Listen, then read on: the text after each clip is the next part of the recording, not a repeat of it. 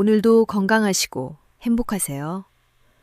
여러분의 관심은 채널 운영에 큰 힘이 됩니다. 어이, 거기 멈춰! 귀에 살이 쪘나? 말이 안 들려? 여기가 무슨 놀이공원 입구인 줄 아나 보지? 감히 허가도 없이 바리케이트를 넘으려고 해? 차키 뽑고 당장 기어나와, 미친 새끼들아! 모든 초병들의 시선이 얼어붙은 육군 제55 기동사단 예하 맹호대대 위병소 앞. 거칠게 깔린 비포장 도로를 가로질러 칠흑 같은 최고급 세단 한 대가 정지 신호를 묵살하고 육중하게 밀고 들어왔다. 상황실에서 뛰쳐나온 오만석 대대장은 터질 듯한 단추가 위태로운 배를 출렁이며 핏대선 목소리로 고함을 질렀다. 그의 눈빛은 횡령과 갑질에 찌든 전형적인 탐관오리의 그것이었다. 부대 내 복지기금을 쌈짓돈처럼 쓰며 병사들을 하인 부리듯해 악명이 자자한 그는 막 집무실 안쪽 밀실에서 공수해온 자연산 참치회와 사케를 즐기려던 찰나에 방해를 받아 짜증이 머리끝까지 난 상태였다. 세단의 엔진 소리가 잦아들자 육중한 뒷좌석 문이 열렸다. 가장 먼저 모습을 드러낸 것은 짙은 선글라스를 낀 채 날선 기운을 내뿜는 30대 중반의 여성이었다. 류지민. 그녀는 국군정보사령부 특임대 여단장을 맡고 있는 현역 준장이었다. 류지민 준장은 쓰고 있던 선글라스를 천천히 벗어 주머니에 꽂으며 마치 벌레를 보는 듯한 싸늘한 눈빛으로 발광하는 오만석 대대장을 응시했다. 류지민의 반대편 운전석에서는 가죽 자켓을 걸친 날카로운 인상의 여성이 내렸다. 백서윤. 그녀는 전직 기무사령부 처장 출신의 예비역 육군 소장이었다. 현직 시절 저승사자로 불렸던 그녀의 서늘한 기운은 여전했다. 그리고 마지막으로 주변의 공기마저 바꿔버리는 압도적인 아우라를 풍기는 여성이 뒷좌석에서 천천히 내렸다. 권혜경. 그녀는 현역 육군 군단장인 중장이었다. 평소 부하들에게는 덕장으로 존경받지만 불의 앞에서는 피도 눈물도 없는 원칙주의자인 그녀는 팔짱을 낀 채 미동도 없이 고함을 지르는 오만석을 내려다보았다. 그녀의 침묵은 폭풍 전야보다 더 무거웠다. 오만석 대대장은 눈앞의 여성들이 누군지, 자신이 방금 어떤 거물들에게 막말을 쏟아냈는지 전혀 파악하지 못했다. 술기운과 권력욕에 취한 그의 눈은 이 상황을 그저 민간인의 건방진 침입으로만 해석하고 있었다. 그의 무식함은 그야말로 자살행위나 다름없었다. 이 아줌마들이 진짜 돌았나?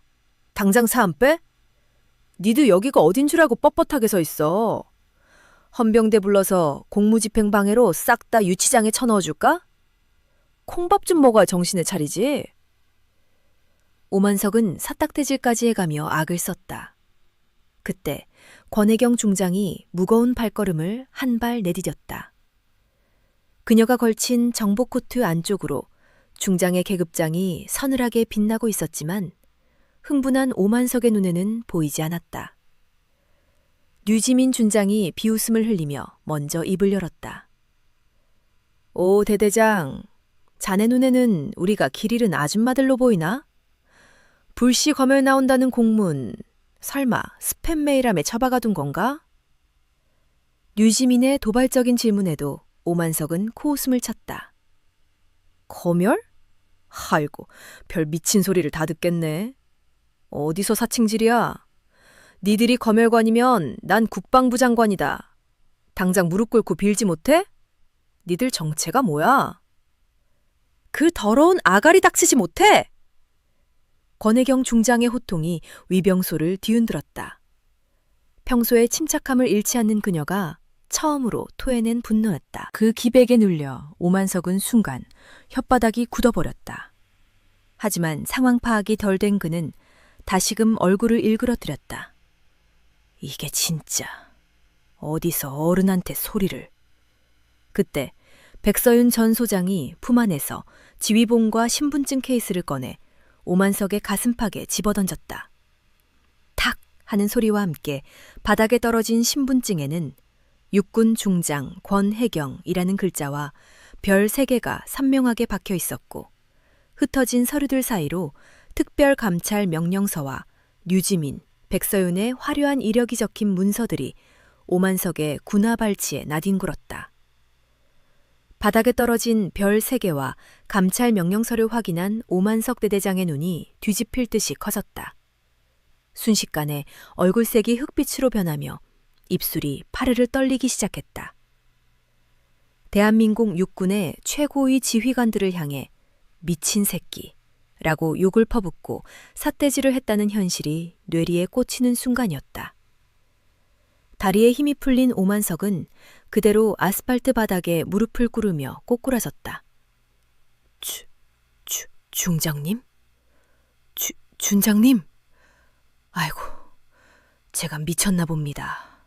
눈깔이 삐었습니다. 살려주십시오.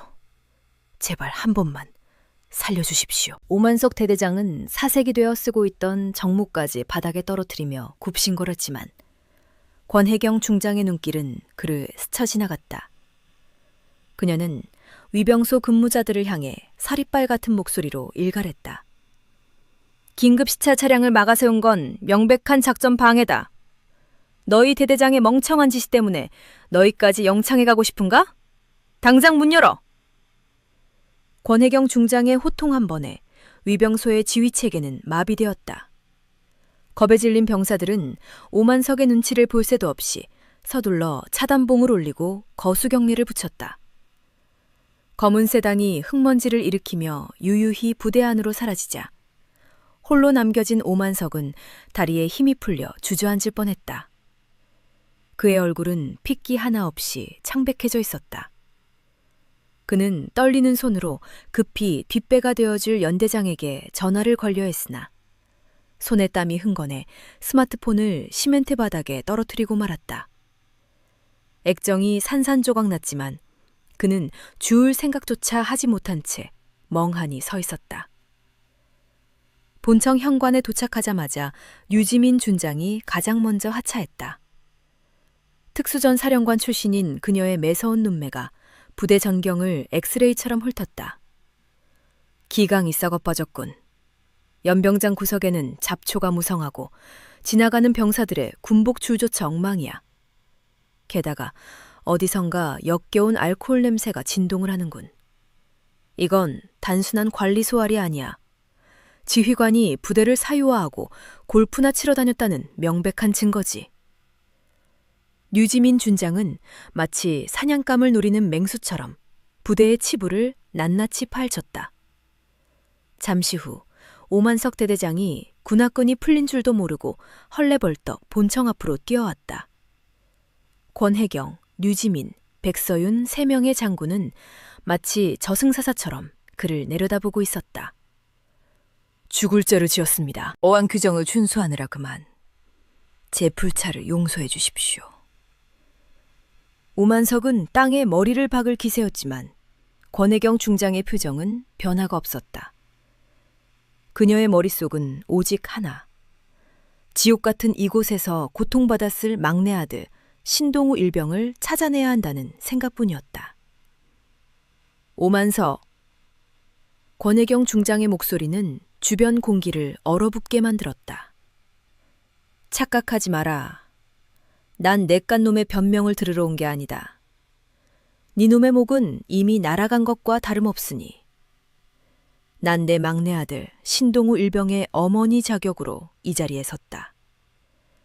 내 아들이 이 지옥 같은 곳에서 어떤 취급을 받았는지 1초의 오차도 없이 보고해. 만약 거짓이 섞인다면 그땐 군법이 아니라 내 방식대로 처리하겠다. 오만석의 동공이 지진이 난 듯 흔들렸다. 그 보잘것없고 조용한 신병 신동우가 군단장의 아들이라니. 그는 급히 머리를 굴리며 식은땀을 흘렸다. 신동우 일병 말입니까? 그 친구가 사회성이 좀 부족해서 저희 간부들이 각별히 신경 쓰고 있었습니다. 지금은 아주 잘 적응해서. 그 입 박치지 못해? 백서윤 전 소장이 오만석의 뻔뻔한 거짓말을 칼로 베듯 잘라버렸다. 우린 이미 내부 고발자를 통해 신동우 일병이 겪은 가혹행위 일지와 네가 작성한 허위 보고서 사본까지 확보했다. 백서윤은 서류 뭉치를 흔들어 보였다. 니놈 눈동자가 굴러가는 소리가 여기까지 들리는군. 헌병대 지하조사실의 맛을 보고 싶은 게 아니라면 지금 당장 바른 대로 불어. 이건 내 마지막 잡이다. 정보사령부 출신인 백서윤의 압박에 오만석은 숨조차 제대로 쉴 수 없었다. 오만석은 무너져 내렸다. 배철민 하사가 조금 거칠게 훈육한 건 사실입니다만 저는 정말... 오만석이 꼬리를 자르려 하자 류지민 준장이 코웃음을 쳤다. 훈육? 신동우를 화장실 청소 도구함에 가두고 네가 먹다 남긴 치킨뼈를 치우게 한 게 훈육인가? 게다가 곰팡이 핀 빵을 먹이고 배철민의 개인 심부름을 위해 한겨울에 슬리퍼만 신겨 밖으로 내보낸 게 단순한 가혹행위로 끝나? 넌 살인 방조범이야. 게다가 부식비를 횡령해 네 유흥비로 탕진하고 신동우를 협박해 장부를 조작하게 시킨 것까지 다 알고 왔다. 류지민의 폭로에 오만석은 바닥에 주저앉고 말았다. 모든 것이 끝이었다. 권혜경 중장은 그를 벌레 보듯 내려다보며 마지막 명령을 내렸다. 배철민을 포함해 내 아들에게 손끝 하나라도 댄 놈들 전원 연병장에 집합시켜. 그리고 지금 당장 신동우를 내 눈앞에 데려와. 5분 주겠다. 만약 아들 몸에 상처 하나라도 더 발견되면 넌 군법회의가 아니라 내 손에 죽을 줄 알아. 만약 5분 내로 내 아들을 내 앞에 대령하지 못한다면 자네는 군복을 벗는 것으로 끝나지 않고 군사법정 최고형을 구형받게 될 거야. 국방부 특별조사단이 이미 위병소를 통과했다. 권혜경 중장의 서슬퍼런 일갈에 오만석은 사시나무 떨듯 떨며 뒷걸음질 쳤다. 그는 핏발선 눈으로 부하들을 닥달하며 신동우 일병을 당장 찾아내라고 악을 썼다. 하늘 높은 줄 모르던 그의 위세는 사라지고 비굴한 생존 본능만이 남아 식은땀을 흘리고 있었다. 류지민 준장과 백서윤 소장은 지체 없이 본관 상황실을 급습하여 서버실을 봉쇄하고 신동우의 생활관 CCTV 원본 하드디스크를 적출했다. 특수전 사령부 출신다운 류지민의 전광석화 같은 움직임에 상황병들은 감히 저항할 엄두조차 내지 못했다. 단순한 감찰이 아니었다. 이것은 썩어 빠진 부대를 도려내러 온 저승사자들의 사냥이었다. 두 사람이 내부를 뒤집어 놓는 사이 권혜경 중장은 본관 앞 연병장 한가운데에 못 박힌 듯 서서 아들이 오기만을 기다렸다. 그녀의 시선은 신동우가 갇혀 있었을 낡은 막사를 뚫어버릴 듯 노려보고 있었다. 군단장의 권위 뒤에 숨겨진 어미로서의 끓어오르는 피가 그녀의 전신을 휘감았지만 겉으로는 얼음장 같은 침묵을 유지하며 지휘봉을 꽉 쥐고 있었다. 약 10분 후 행정관의 부축을 받으며 신동우의 병이 절뚝거리는 걸음으로 나타났다. 흑투성이 전투복은 찢겨 있었고 뺨에는 시퍼런 멍자국이 선명했다. 초점 잃어 눈동자는 공포에 질려 있었는데 그는 아직 가족들의 정체를 모른 채 또다시 영창으로 끌려간다는 생각에 몸을 잔뜩 움츠리고 있었다. 그에게 권혜경과 류지민 등은 그저 그리운 가족일 뿐 별들이 번쩍이는 장군들이란 사실은 꿈에도 몰랐다. 어머니의 얼굴을 확인한 순간 신동우의 억눌려왔던 서름이 댐 무너지듯 터져나왔다. 그 정도로 격리를 해야 한다는 강박관념에 손을 올리려 했으나 다리에 힘이 풀려 그만 바닥에 주저앉고 말았다. 어머니, 저 진짜 죽는 줄 알았어요. 그는 아이처럼 엉엉 울며 바닥을 기어서라도 어머니에게 가려 애썼고 그 처참한 모습은 주위 병사들의 가슴마저 후벼 팠다. 권혜경 중장은 흙바닥에 무릎을 꿇고 아들을 품에 안았다. 별 3개가 박힌 군단장의 약장이 아들의 눈물로 젖어 들어갔다. 동우야, 엄마가 미안해. 내 새끼가 이렇게 될 때까지 몰랐다니. 그녀는 떨고 있는 아들을 진정시키기 위해 자신의 장군 자켓을 벗어 덮어주었다. 천하의 철의 여인이 무너져 내리는 모습에 주위의 병사들도 숙연해졌다. 그녀에게 있어 신동우는 지켜야 할 국가 그 이상의 존재였다. 그때 조사를 마친 류지민 준장과 백서윤 소장이 밖으로 나왔다. 신동우는 믿기지 않는다는 듯 눈을 비볐다. 누나, 이모?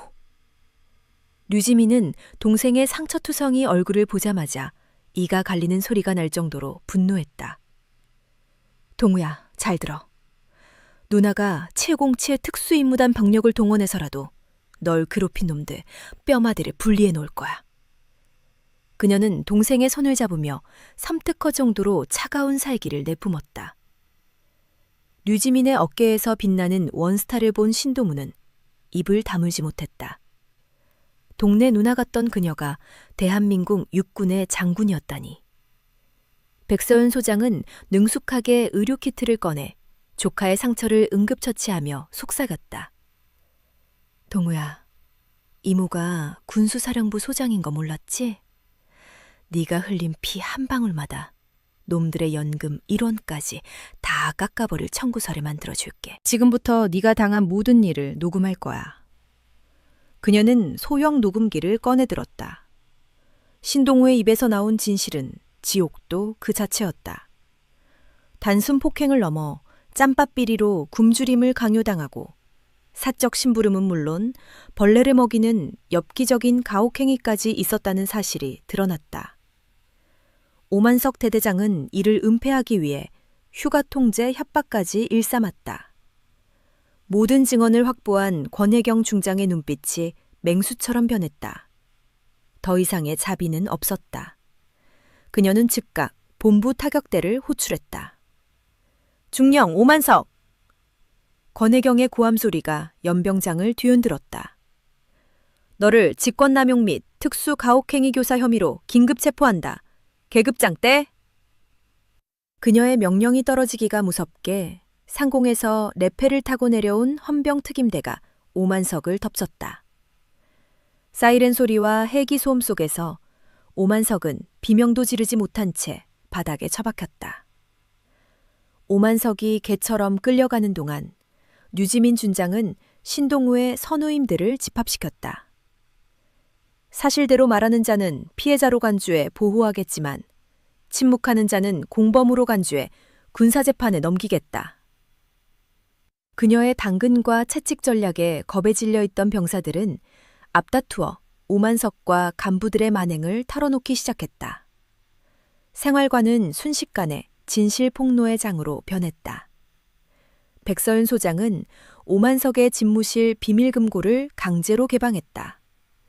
그곳에서는 부식비 횡령 장부뿐만 아니라 불법 도박 사이트 연동 계좌가 담긴 USB까지 발견되었다. 이 쥐새끼 같은 놈, 병사들 먹일 돈으로 도박을 해? 백서윤은 치를 떨며 증거물들을 보존 처리했다. 그녀의 손끝에서 오만석의 파멸이 완벽하게 설계되고 있었다. 어머니 권혜경과 누나 류지민, 이모 백서윤의 치밀한 작전 앞에서 비룡대의 부패한 카르텔은 순식간에 붕괴되었다. 신동우를 집요하게 괴롭혔던 배철민 하사는 사태를 눈치채고 전산실 데이터를 삭제한 뒤 뒷문으로 도주하려 했으나 미리 대기하고 있던 헌병대 특별체포조에게 덜미가 잡혀 제압당했다. 권혜경 중장은 부대 내 모든 병력을 연병장에 집합시켰고 이 모습은 부대 방송망을 통해 실시간으로 송출되었다. 단상에 선 그녀는 마이크를 잡고 비장하게 말했다. 나는 오늘 사령관의 계급장을 잠시 내려놓고 상처 입은 아들을 둔 어미의 심정으로 이 자리에 섰다. 내 아들이 흘린 피눈물은 곧 너희 모두의 고통과 같다. 군대는 너희의 청춘을 담보로 썩어가는 곳이 아니라 명예로운 헌신이 빛나는 곳이어야 한다. 너희의 비명을 외면하고 사리사욕을 채운 지휘관들은 이제 군법의 엄중한 심판을 받게 될 것이다. 오늘부터 이 부대의 낡은 관습은 폐기 처분한다. 너희 한 명 한 명이 내 아들 신동우와 다름없음을 명심하겠다. 권혜경의 호소력 짙은 연설은 얼어붙어 있던 병사들의 마음을 녹였다. 병사들은 단순한 상관이 아닌 자신들을 진정으로 지켜줄 어른이 나타났다는 사실에 전율을 느꼈다. 부패의 정점이었던 오만석 대장과 악질적인 배철민 하사는 구속 수사 중에도 뇌물을 제안하다가 가중처벌을 받게 되었다. 권혜경 중장은 즉각적인 부대 리모델링을 지시했고 류지민 준장이 설계한 익명 신고 앱이 도입되면서 악습은 뿌리째 뽑혀나갔다. 식단은 뷔페식으로 바뀌었고 병사들은 서로를 존중하는 새로운 병영 문화를 만들어가기 시작했다. 신동우 의병은 최고급 의료진의 심리치료를 받으며 빠르게 안정을 되찾았다. 가족들은 타 부대로의 전출을 권했지만 동우의 눈빛은 단호했다. 엄마, 누나, 이모, 저는 도망치지 않겠습니다. 제가 이곳에 남아서 분대장이 되고 후임들의 방패가 되어주겠습니다. 제가 겪은 지옥이 헛되지 않으려면 이 부대가 천국으로 변해가는 과정을 제 눈으로 확인하고 지켜야 합니다. 신동우의 결단은 새 여인의 마음을 울렸다. 사태 수습 후 사령관실에서 차를 마시며 권혜경 중장, 류지민 준장, 백서윤 전 소장이 마주 앉았다. 권혜경이 말했다. 동우가 우리보다 더 강한 군인이야. 이번 일을 계기로 나는 시스템을 완전히 갈아엎을 생각이다. 약한 병사를 보호하지 못하는 강군이란 존재할 수 없어. 류지민 준장이 찻잔을 내려놓으며 동조했다. 특임대의 정보력이 내부의 적을 잡는 데에도 이렇게 유용할 줄 몰랐어요. 앞으로도 감찰 기능을 강화해서 동우 같은 피해자가 없게 할게요. 백서윤 전 소장은 온화한 미소를 지었다. 나는 민간 차원에서 피해 병사들을 돕는 법률재단을 만들 생각이야. 무엇보다 우리 동우가 트라우마를 딛고 일어선 것이 기특하구나. 그 아이야말로 진정한 승리자야.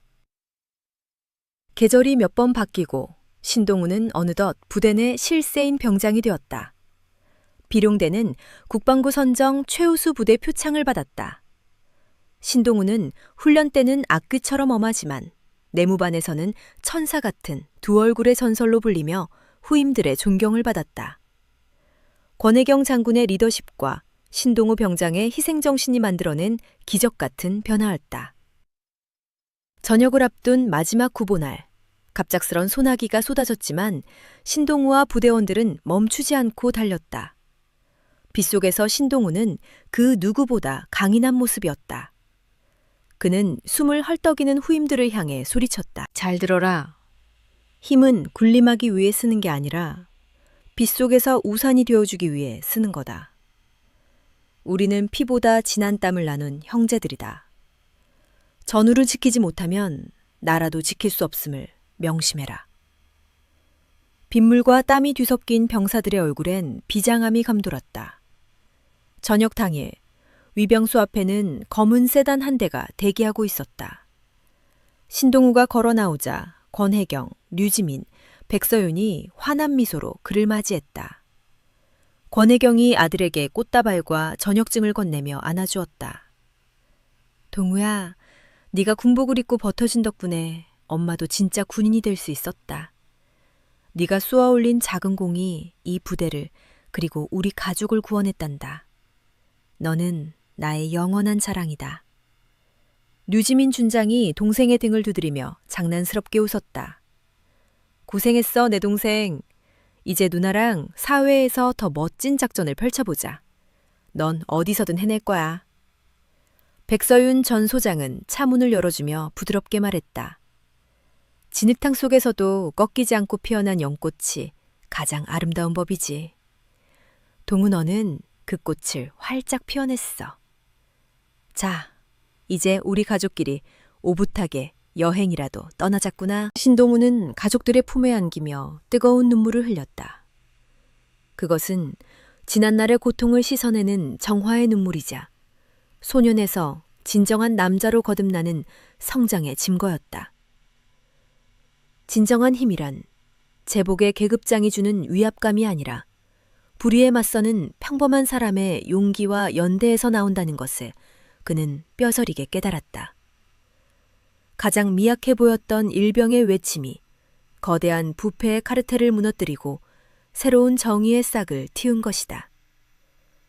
신동우는 따스한 봄햇살이 내리쬐는 위병소를 나서며 잠시 걸음을 멈췄다. 그가 뒤를 돌아보자 초소근무를 서던 후임 병사 하나가 간부들의 눈을 피해 그에게 조용히 거수경례를 올리고 있었다. 신동우는 미소 지으며 그들의 경례를 마음으로 받았다. 등 뒤로 펄럭이는 비룡대의 깃발은 이제 더 이상 공포의 상징이 아닌 개혁의 깃발이었다. 오만석 전 대대장의 구속수감은 군 내부에 큰 파장을 일으켰다. 하지만 빛이 강하면 그림자도 짙어지는 법. 오만석과 결탁해 이득을 취하던 하나회의 잔당들은 이를 갈았다. 오만석은 징역 15년의 중형을 선고받았으나 감옥 밖에는 더 독한 존재가 남아있었다. 바로 그의 아내 정미란이었다. 그녀는 남편이 빼돌린 군수물자로 호의호식하며 살아온 인물로 자신의 펜트하우스와 명품들이 압류당할 위기에 처하자 이성이 마비되었다. 정미란은 모든 책임을 신동우 일병과 권혜경 중장에게 돌렸다. 그녀는 남은 패물들을 은밀히 현금화하여 수억 원의 자금을 마련했고 이를 이용해 다크웹의 정보상들과 부패한 황색 언론 기자들을 매수하기 시작했다. 정미란의 목표는 단순한 명예회복이 아니었다. 권혜경 중장 일가를 사회적으로 완전히 매장시키는 인격살인을 계획한 것이다. 정미란이 노린 첫 번째 사냥감은 갓 제대하여 민간인이 된 신동우였다. 복학 준비로 바쁜 신동우는 서울 용산구의 자택 근처 도서관을 오가며 평범한 삶을 꿈꾸고 있었지만 누군가 자신을 촬영하고 있다는 섬뜩한 느낌을 지울 수 없었다.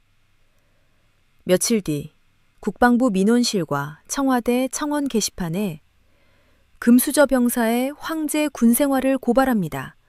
라는 제목의 투서가 동시다발적으로 올라왔다. 내용은 충격적이었다. 신동우가 훈련을 열애하기 위해 꾀병을 부렸으며 권혜경 중장이 아들을 괴롭힌 간부를 보복성으로 숙청했다는 교묘한 흑색 선전이었다. 정미란은 심지어 신동우가 부대 내 매점을 이용하는 평범한 사진을 악의적으로 편집해 근무 시간 중 무단 이탈이라는 프레임을 씌워 유튜버들에게 제보했다.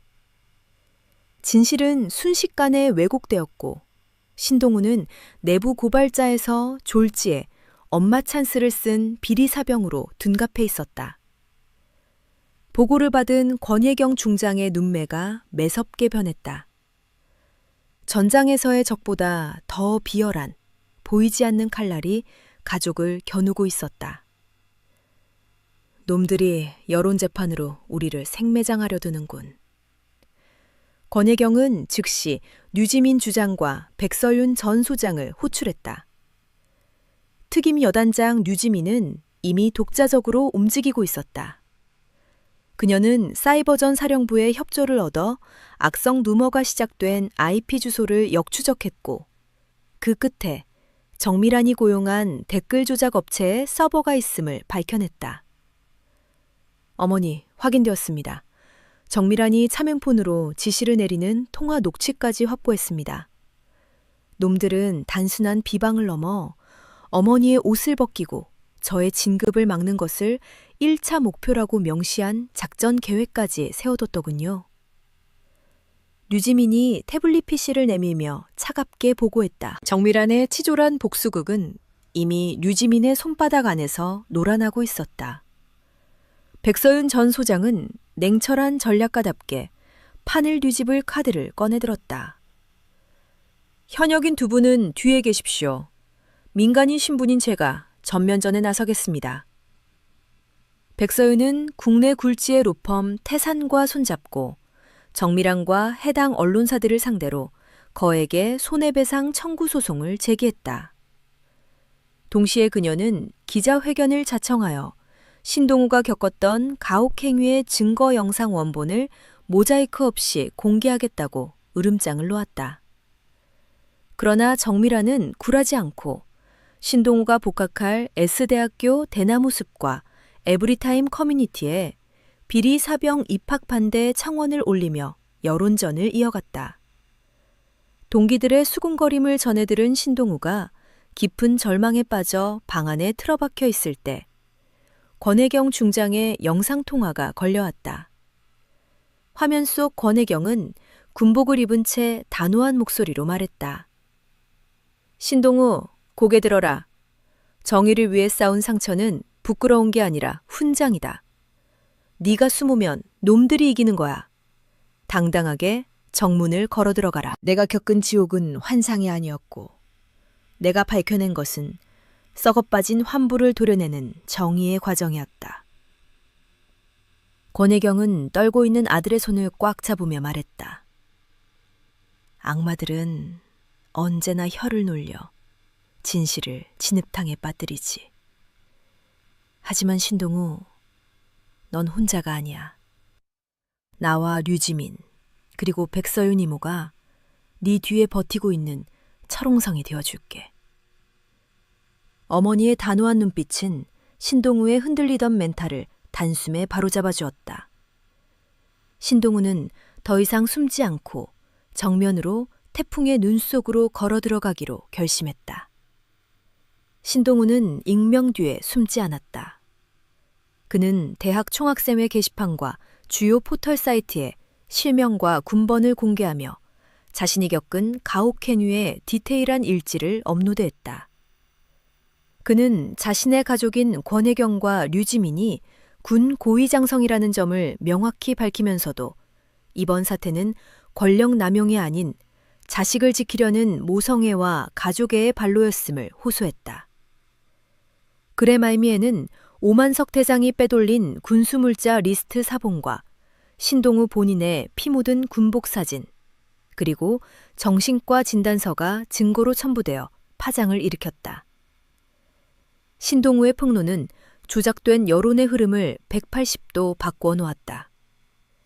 네티즌들은 권력형 비리가 아니라 생존을 위한 처절한 몸부림이었음을 깨닫고 해시태그 신동우를 지켜라 운동을 벌이기 시작했다. 오만석 일가가 꾸민 여론 조작극은 오히려 부메랑이 되어 그들의 추악한 민낯을 전 국민에게 생중계하는 꼴이 되었다. 백서윤 전 소장이 고용한 노펌은 정밀한을 상대로 한 명예훼손 소송에서 압승을 거두며 거액의 배상 판결을 받아냈고 뉴스 채널들은 권혜경 중장 일가의 결단력과 신동우의 용기를 현대판 다윗과 골리앗으로 묘사하며 찬사를 보냈다. 오만석 일가의 음습한 공작은 권혜경 장군의 완벽한 방어와 신동우의 팩트 폭격 앞에 모래성처럼 무너져 내렸다. 오만석은 불명예 전역과 동시에 구속수사를 받게 되었고 이 전쟁을 치르며 신동우의 가족들은 서로에 대한 신뢰를 더욱 깊이 다졌다. 신동우는 이제 트라우마를 딛고 세상 밖으로 나갈 채비를 마쳤다. 그들이 목숨 걸고 사수한 것은 가문의 자존심을 넘어 대한민국 군대가 잃어버렸던 투명성과 정의라는 거대한 시대정신이었다. 신동우는 안전한 본가를 떠나 대학가 쉐어하우스로 거처를 옮기며 홀로 서기를 시작했다.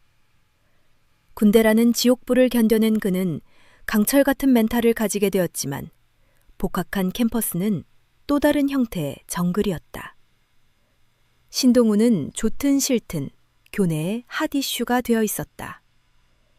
개강 첫날부터 그를 영웅시하며 사인을 요청하는 후배들도 있었지만 오만석 측이 뿌려놓은 금수저 갑질 논란 찌라샤시를 맹신하며 그를 삐딱하게 보는 시선 또한 만만치 않았다.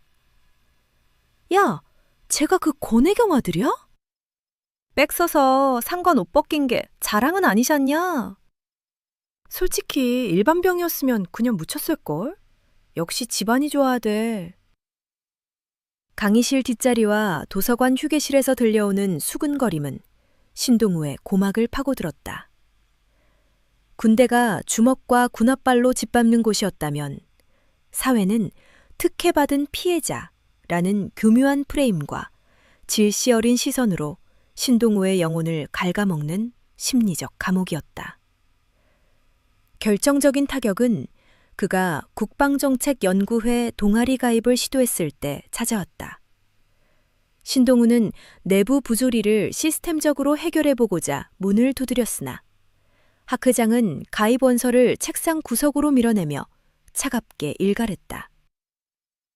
신동우 학우님, 우리 동아리는 정치판이 아닙니다. 당신이 들어오면 학술토원장이 아니라 권혜경 중장 아들의 팬미팅이나 청문회장이 될 텐데 우리가 왜 그런 리스크를 감수해야 합니까?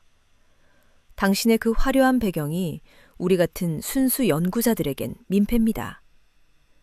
그 모욕적인 거절은 신동우의 순수한 열정에 찬물을 끼얹었다. 개혁을 향한 의지는 금수저라는 프레임에 갇혀버렸다. 신동우는 자신이 내부 고발자가 아니라 그저 집안 믿고 설치는 관심병사 취급을 받고 있다는 사실에 절망했다. 답답한 마음에 그는 기업전략 고문으로 제2의 인생을 살고 있는 이모 백서은을 찾아가 독한 위스키를 함께 마셨다. 백서은은 얼음을 채운 잔을 흔들며 씁쓸하게 웃었다. 동우야, 군대는 적이 누군지 명확하기라도 하지. 사회는 훨씬 더 교활해. 네가 겪는 왕따? 그건 네가 그들의 비겁한 침묵을 깼기 때문에 치르는 청구서 같은 거야. 진실을 말하는 사람은 언제나 불판한 존재거든. 놈들은 네가 조용히 사라지길 바랄 거야. 하지만 넌 이미 판을 뒤집은 경험이 있잖아. 백서윤은 신동우의 눈을 똑바로 쳐다보며 말했다. 네 배경이 특혜라고? 그래, 맞아. 그러니까 그 특혜를 이용해. 넌 우리 가족이라는 거인의 어깨 위에 서서 남들이 못 보는 곳을 보고 소리쳐야 해. 숨지 말고 네 이야기를 팔아라. 그건 부끄러운 게 아니라 가장 강력한 무기니까. 백서윤은 신동우에게 학교 대강당을 대관해 오픈마이크 토크 콘서트를 열라고 제안했다. 정면 승부였다. 신동우는 금수저 이등병의 고백, 특권과 정의 사이라는 도발적인 타이틀로 강연을 열었다. 예상대로 그를 거절했던 학회장과 호기심 어린 학생들이 객석을 가득 메웠다. 단상에 오른 신동우는 마이크를 잡고 오만석 부대에서의 끔찍했던 기억을 담담하게 털어놓았다. 그리고 청중을 향해 묵직한 돌직구를 날렸다. 맞습니다. 저는 권혜경 장군의 아들이라서 살았습니다. 제 동기들이었다면 아마 죽었거나 불구가 되었을 겁니다. 저는 오늘 오직 특권층만이 살아남을 수 있는 이 기형적인 시스템을 고발하기 위해 이 자리에 섰습니다. 제가 어머니와 누나의 힘을 빌려야만 했던 이 비극이 바로 우리 군의 현주소입니다. 만약 제가 고위장교의 자제가 아니었다면 저 신동우를 비롯한 힘없는 병사들은 여전히 차가운 현실의 그늘 아래서 침묵을 강요받았을 것입니다.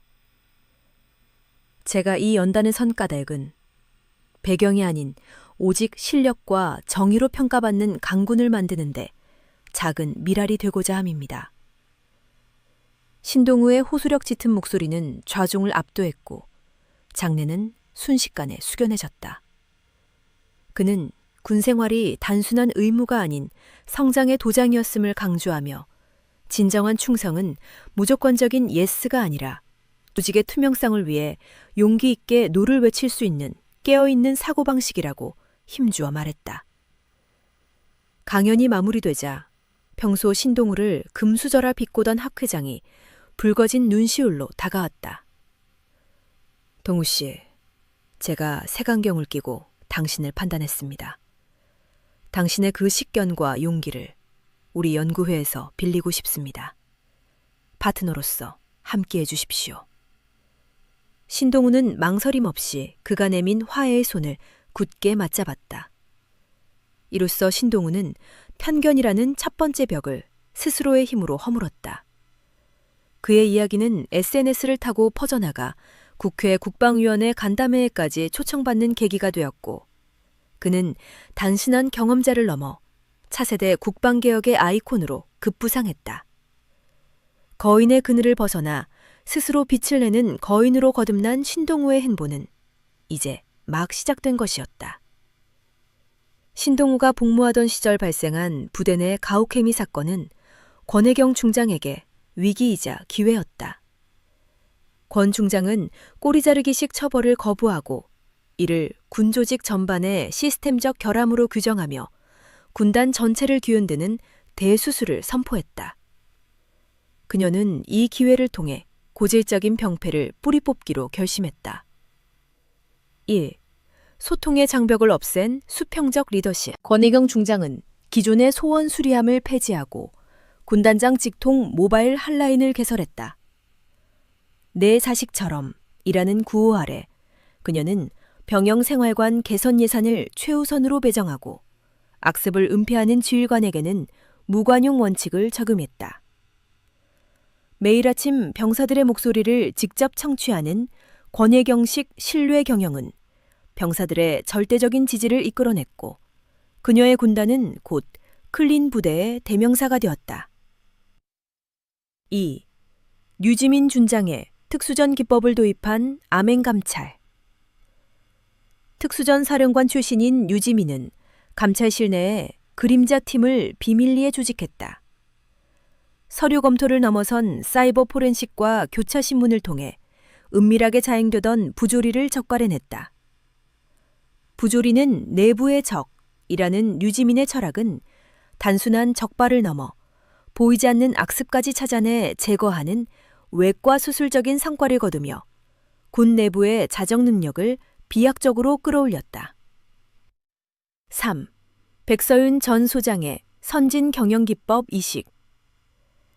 전역 후 경영 컨설턴트로 활약하던 백서윤은 군 재정 운영에 민간의 회계 감시 시스템을 도입했다. 특히 급식 및 피복비 예산 흐름을 블록체인으로 투명하게 공개하여 중간 착복을 원천 봉쇄하는 클린페이 프로젝트를 성공시켰다. 백서윤의 이러한 시도는 폐쇄적인 군 행정을 개방형 혁신으로 이끄는 기폭제가 되었고, 군을 국민이 신뢰할 수 있는 투명한 조직으로 탈바꿈시켰다. 새 여성 장군의 완벽한 합작은 창군 이래 가장 성공적인 개혁 사례로 기록되었다. 권혜경의 결단력, 류지민의 돌파력, 백서윤의 전문성이 결합된 이른바 철의 삼각편대는 군 전체에 신선한 충격을 주었다. 이 성과로 권혜경 중장은 대장 진급 영순위로 거론되었고 류지민 준장은 국방개혁본부로 영전하게 되었다. 그들이 쏘아올린 공은 단순한 성공을 넘어 군 문화의 새 지평을 열었다. 그 누구의 희생도 무의미하지 않다. 신동우가 감내해야 했던 시련은 단순한 비극을 넘어 군 조직 전체를 뒤흔드는 혁신의 불씨가 되었다. 신동우는 배철민과의 담판을 마친 후 떨리는 손으로 가족들에게 영상통화를 걸었다. 어머니, 누나, 그리고 이모. 저 이제 정말 홀가분해요. 묵은 짐을 다 내려놓은 기분입니다. 화면 너머 3명의 여장군은 안도의 미소를 지으며 눈시울을 붉혔다. 동우야, 네가 진정한 승리자다. 너는 우리 가문의 긍지이자 가장 아름다운 철혈의 꽃이야. 신동우는 휴대폰을 내려놓고 연구실 창가에 섰다. 과거의 악몽이 서린 계룡시는 이제 물리적으로나 심리적으로나 아득히 먼 곳이 되었다. 그의 가슴 속에는 새로운 내일에 대한 벅적찬 기대감이 차올랐다. 책상 위에는 수석연구원 신동우라고 적힌 명패가 오후의 햇살을 받아 반짝이고 있었다. 그는 더 이상 과거에 갇힌 피해자가 아니었다. 그는 상처를 훈장으로 승화시킨 군 인권개혁의 아이콘이자 권혜경 대장을 비롯한 새 여장군이 세상에 내놓은 가장 빛나는 보석이었다. 신동우가 사회로 돌아온 지 어느덧 5년이라는 시간이 흘렀다. 25세 번듯한 청년이 된 그는 판교의 테크노밸리와 한남동 본가를 오가며 국방 데이터 분석가로 맹활약 중이었다. 그가 집필한 상처 입은 군복을 위하여라는 보고서는 국방부의 핵심 정책 가이드라인으로 채택되었다. 하지만 신동우의 영향력은 책상 위에만 머물지 않았다. 그는 전국의 군부대와 대학 강단을 누비며 청춘들에게 고난 극복의 에너지를 전파하는 이 시대의 진정한 멘토이자 인플루언서로 거듭났다. 이날 신동우는 진해 해군사관학교의 대강당 단상에 섰다. 정복을 입은 수백 명의 예비장교들이 그의 입을 주시했다. 신동우는 군 고위직 가족이라는 금수저 타이틀을 버리고 자신의 치부를 드러내며 타인의 상처를 어루만지는 길을 택했다. 저는 사실 겁쟁이였습니다. 부조리에 맞설 힘도 없었죠. 하지만 제 뒤에는 저를 포기하지 않은 어머니 권혜경 대장님과 장군 누나들이 있었습니다. 그분들의 사랑이 저를 지옥에서 건져 올렸습니다. 장례는 침묵에 잠겼고 생도들은 화려한 배경 뒤에 숨겨진 그의 처절했던 고통에 깊이 공감했다. 하지만 가족들이 제게 가르쳐준 것은 피해 복수가 아니었습니다. 바로 용서라는 위대한 용기였습니다. 신동우는 자신을 괴롭혔던 배철민 전 중사를 용서하고 그가 갱생할 수 있도록 후원한 일화를 담담히 소개했다. 그는 배철민이 현재 지방의 한 보육원에서 속죄의 마음으로 봉사하며 살고 있다고 전했다. 처벌은 정의를 세우지만 용서는 영혼을 구원합니다. 저는 가해자를 용서함으로써 비로소 지옥 같은 트라우마에서 탈출했습니다. 미래의 제독이 될 여러분, 기억하십시오. 진정한 카리스마는 차가운 군법이 아니라 부하를 가족처럼 감싸 안는 따뜻해서 나옵니다. 강연이 마무리되자 기립박수와 함께 생도들이 신동우 주위로 몰려들었다. 그들은 그에게서 장군의 아들이라는 꼬리표 대신 시련을 딛고 일어선 인간 승리의 드라마를 보았다. 신동우의 이야기는 새 여장군 가문이 군에 남긴 정신적 유산 그 자체였다. 그의 호소력 짙은 강연 이후 군내 부조리 신고인 마음의 소리 이용률이 급증했고 병역 문화는 긍정적으로 변화하기 시작했다. 신동우는 자신의 아픔이 헛되지 않았음을 확인하며 미소 지었다. 철혈의 꽃.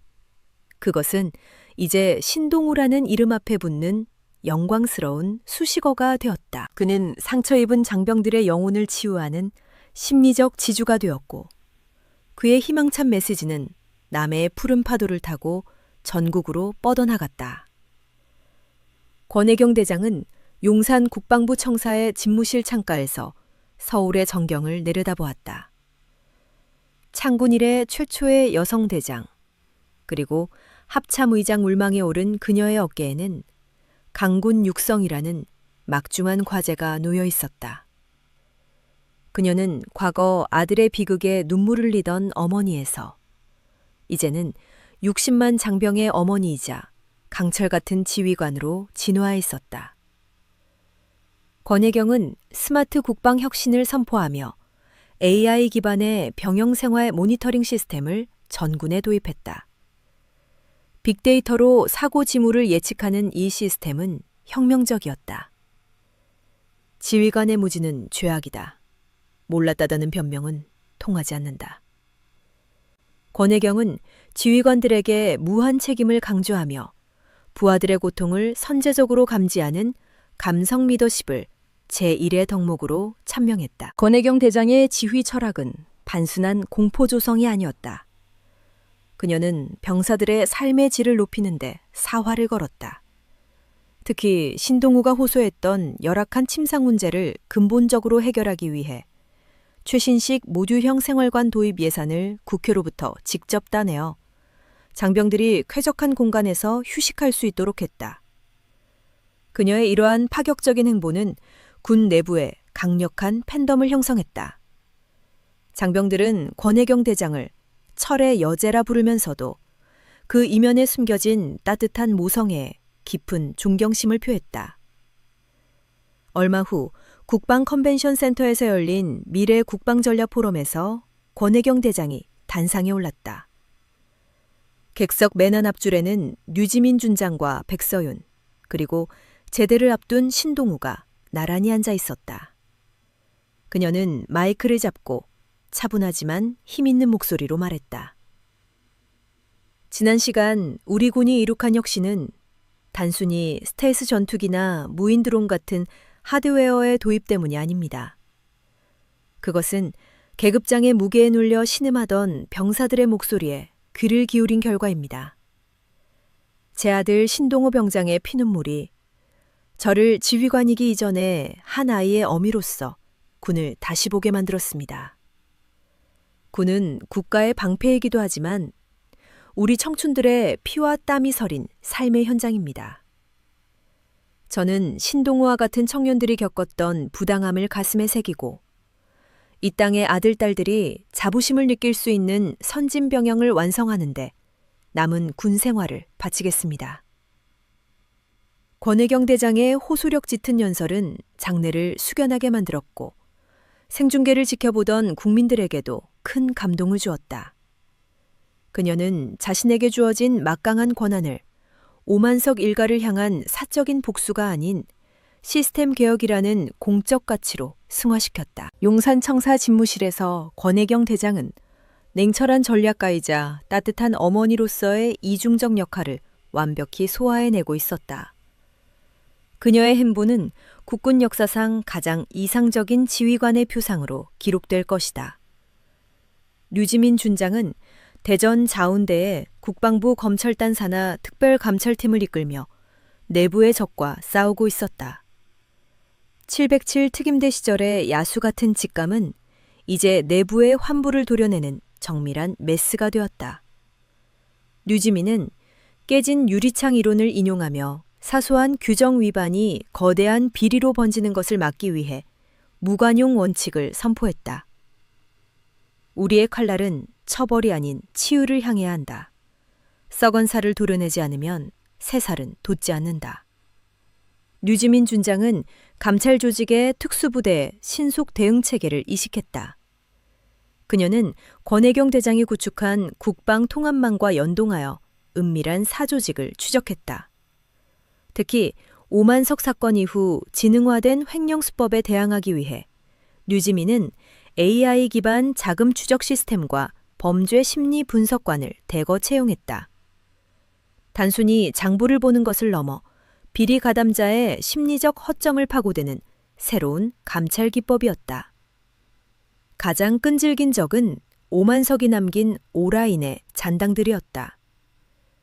오만석 일가는 파멸했으나 그에게 뇌물을 받고 진급했던 고위 장교들은 여전히 요직에 숨어 조직적인 태업을 일삼았다. 그들은 익명 커뮤니티를 통해 류지민 준장의 사생활에 대한 악의적인 루머를 퍼뜨리며 흠집내기에 열을 올렸다. 이는 류지민이 준비 중이던 대규모 인사감사에 대한 공포에서 비롯된 최후의 발악이었다. 류지민은 옛 부하들을 동원해 역정보를 흘려 배후를 유인했다. 추적 결과 오만석의 사관학교 동기들이 결성한 사조직 청수회가 드러났다. 류지민은 즉시 권혜경 대장과 한라인을 가동, 서울과 대전에서 동시 타격 작전을 수립했다. 작전명 클린 스위프. 유지민의 타격대는 비밀 회합 장소를 급습하여 현역 장성들을 긴급 체포했고 그들이 군사기밀을 담보로 이권을 챙긴 스모킹건을 확보했다. 이는 군내 뿌리 깊은 카르텔을 괴멸시키는 결정타였다. 모든 상황이 종료된 늦은 밤, 유지민 준장은 신동우에게 전화를 걸었다. 동우야, 네가 흘린 눈물이 누나를 여기까지 오게 했어. 다시는 너 같은 피해자가 나오지 않게 이 군대를 송두리째 바꿔놓을 거야. 너는 이제 편히 너의 삶에 살아. 이 누나가 너의 뒤에서 가장 날카로운 칼이 되어줄 테니. 유지민은 차가운 제복 속에 뜨거운 가족애를 품고 있었다. 그녀는 그렇게 대한민국 국군의 가장 성역 없는 감시자이자 고독한 정의의 수호신으로 거듭났다. 잭서윤 전 소장은 전역 후에도 군복을 벗었을 뿐 그녀의 전장은 여의도 인근의 전략연구소로 옮겨져 있었다. 그녀는 단순한 자문을 넘어 군 사법제도의 허점을 보완하는 군 옴부즈만 강화법 입법 창원운동을 주도하고 있었다. 그녀의 목표는 군 내부의 비리를 감시하는 AI 기반의 익명신고 플랫폼 블루위스를 정착시키는 것이었다. 백서윤은 군 당국뿐만 아니라 심리학자, 변호사 등 외부 전문가 그룹이 실시간으로 병사들의 상담 데이터를 분석하는 체계를 구축했다. 보안이라는 이름 뒤에 숨은 썩은 살을 도려내야 한다. 국민이 감시자가 되어야 군이 산다. 이것이 백서윤 전 소장이 매일 아침 되새기는 신조였다. 신동우는 전국 대학을 순회하며 토크 콘서트를 열었고 이는 밀리터리 권리 찾기 운동으로 번져나갔다. 신동우는 연대의 최연소 전략기획이사로서 병사들이 겪는 부조리를 데이터화하여 정책 제안서로 만들었다. 백서윤 전 소장은 특히 과거 오만석 대장이 저질렀던 급식 비리와 같은 사태를 막기 위해 칼을 빼들었다. 그녀는 모든 군납 계약 과정을 투명하게 공개하고 빅데이터를 활용해 식자재 유통 경로를 추적하는 스마트 급식 모니터링 시스템을 도입시켰다. 오만석의 잔존 세력들이 시스템 도입을 방해하려 했으나 신동우가 공개한 병사들의 처참한 시판 사진들이 여론을 움직여 국방부 장관의 승인을 이끌어냈다. 백서윤의 행보는 군 원로회의에 거센 반발을 샀다. 일부 예비역 장성들은 성명서를 내고 백서윤이 군의 신성한 기강을 훼손한다며 시위까지 벌였다. 하지만 백서윤은 TV 생중계 토론에 나가 그들의 논리를 정면으로 반박했다. 내 아들, 내 조카가 먹는 밥을 확인하겠다는 것이 기밀 유출입니까? 세금이 쓰이는 곳에 감사가 있는 것은 민주주의의 기본입니다. 그녀의 사자후는 시청률 20%를 넘기며 국민적인 지지를 얻었다. 결국 백서윤의 뚝심은 군 신뢰도 여론조사에서 창군 이래 최고치를 기록하는 쾌거를 이뤄냈다.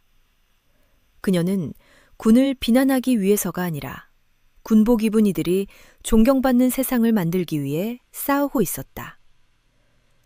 어느 늦은 밤, 신동우는 갓 인쇄된 정책보고서를 들고 백서윤의 사무실을 찾았다. 이모, 이 보고서의 첫 장은 이모에게 바치고 싶었어요. 군대 밖에서도 군을 지키는 법을 알려주셨으니까요. 제 상처가 흉터로 남지 않고 훈장이 되게 해주셔서 감사합니다. 신동우의 눈빛은 더 이상 흔들리지 않았다. 백서윤은 조카의 어깨를 감싸 안으며 뭉클한 표정을 지었다. 동우야, 네가 버텨준 그 시간이 이 모든 변화의 씨앗이었다. 네가 아니었다면 나는 안락한 연금 생활에 만족했을지도 몰라. 너는 나를 다시 군인으로 살게 한 구원자다. 백서윤이 구축한 민관 협력 모델은 훗날 교과서에 실릴 정도로 혁신적인 사례가 되었다. 세월이 흘러 신동우는 30이 되었고 최연소로 청와대 국방개혁비서관실의 자문위원으로 위촉되었다. 그는 단순한 연구원을 넘어 실질적인 정책을 입안하는 군사복지 설계자로 명성을 떨치고 있었다. 그의 고난 극복 스토리는 많은 청년들에게 희망이 되었다. 신동우의 30번째 생일날, 권혜경 대장, 류지민 준장, 그리고 백서윤 전 소장이 양평의 한적한 별장에 모였다. 바쁜 일정 탓에 자주 모이지 못했던 새 여장부가 오직 막내의 생일을 축하하기 위해 모든 일정을 취소하고 한자리에 모인 특별한 날이었다. 권혜경 대장은 별넷의 위엄을 벗어던지고 앞치마를 두른 채 직접 끓인 미역국을 내왔다. 류지민 준장과 백서윤 전 소장도 이날만큼은 날카로운 눈빛을 거두고 신동우를 향해 우쭈쭈 하는 표정을 지었다. 동우야, 이 갈비찜 많이 먹어라. 네가 그 지옥 같은 곳에서 곰팡이 핀 밥 먹었다는 사실을 알았을 때 내가 오만석을 갈아 마시지 못한 게 아직도 한이다. 권혜경이 울먹이며 고기를 찢어주었다. 신동우는 호탕하게 웃으며 어머니의 손을 잡았다. 엄마, 그 밥 아니었으면 제가 정신 못 차리고 철부지로 살았을걸요? 지금 후배들은 제 덕분에 맛집 수준으로 밥 먹잖아요. 그거면 됐어요. 그 고통이 저를 진짜 남자로 만들었습니다. 류지민 준장은 작전 때 사용하던 전술 나침반과 함께 최신형 태블릿 PC를 선물로 건넸다. 이 나침반은 길을 잃지 말라는 뜻이고 태블릿은 더 스마트하게 세상을 바꾸라는 뜻이야. 네가 걷는 길이 곧 우리의 작전 경로다. 백서윤 전 소장은 가죽으로 된 날건이어리를 건넸다. 그 안에는 설립 예정인 밀리터리 인권재단의 이사장 추대장이 들어있었다. 이제 네가 리더다. 우리 가족의 투쟁은 너를 통해 완성되었어. 신동우는 눈시울이 붉어진 채 가족들을 둘러보았다.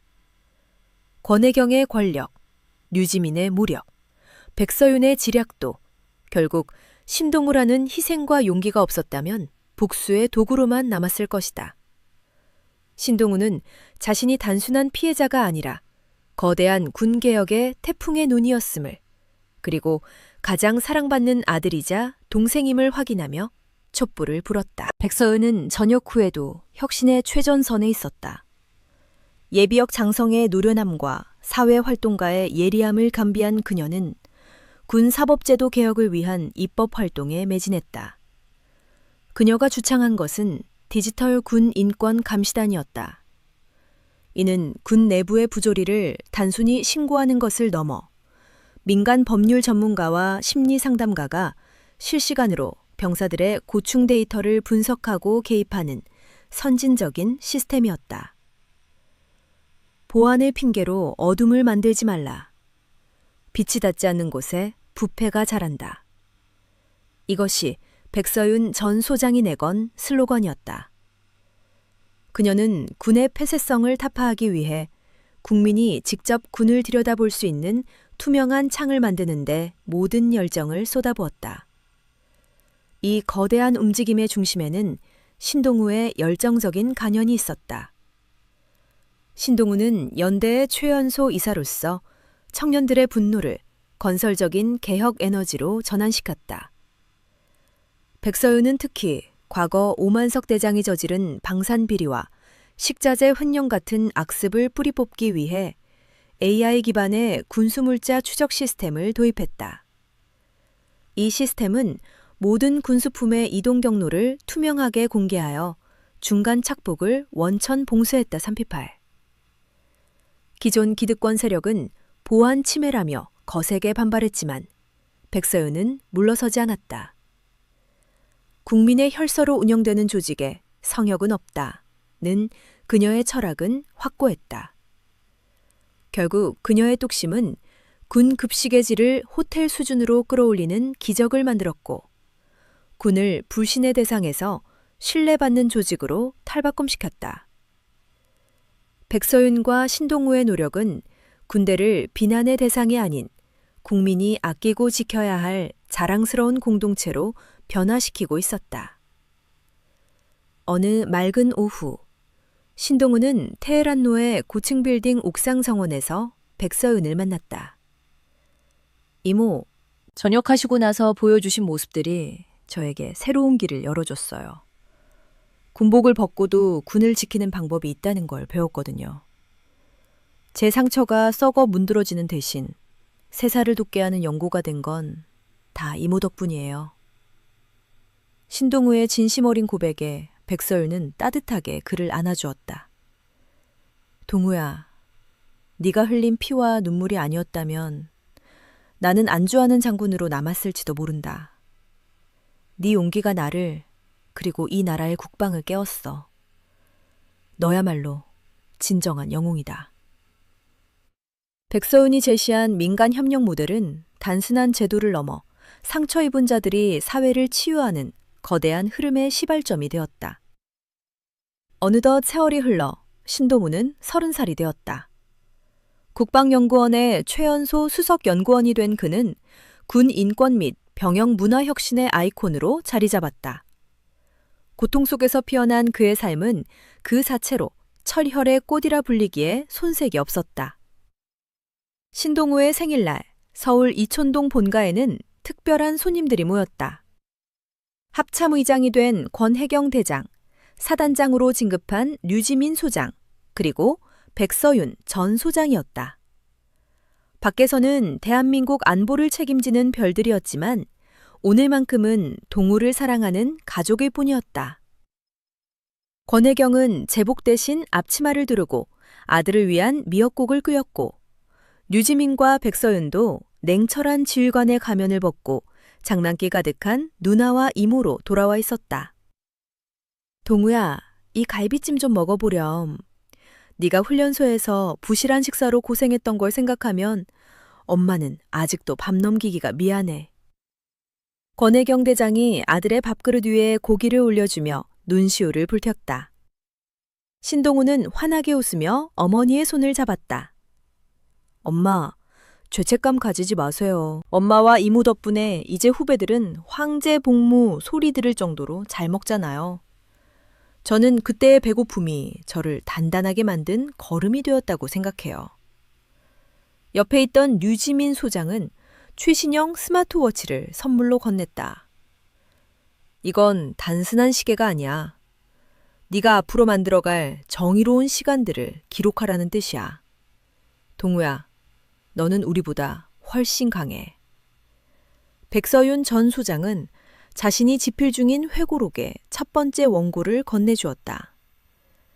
이 책의 주인공은 내가 아니라 너란다. 네가 보여준 용서와 포용이 세상을 어떻게 바꿔냈는지 기록했어. 너는 우리 가문의 아픔이자 가장 위대한 치유야. 가족들의 따뜻한 눈빛 속에서 신동우는 뜨거운 눈물을 삼켰다. 권혜경의 권력, 류지민의 무력, 백서윤의 직약도 신동우가 겪은 고난과 숭고한 희생이 없었다면 그저 사적인 복수심으로 타올랐을지도 모른다. 모든 것을 완성한 마지막 퍼즐 조각은 바로 신동우의 용서였다. 진정한 강함은 상대를 부수 엎드리는 것이 아니라 부서진 자신을 다시 세우고 정마저 품어 안는 것임을 그는 증명했다. 철혈의 꽃은 피로 물든 전장이 아니라 사랑과 용서가 흐르는 가정에서 비로소 만개했다. 신동우가 케이크에 촛불을 불어끄자 3명의 여전사들은 박수를 치며 그의 새로운 30대를 축복했다. 이촌동의 밤은 깊어갔지만 그들이 밝힌 정의의 등불은 대한민국을 넘어 전 세계로 뻗어나갈 준비를 마쳤다. 신동우와 그의 가족, 그들의 이야기는 영원히 시들지 않는 전설이 되어 역사에 기록될 것이다.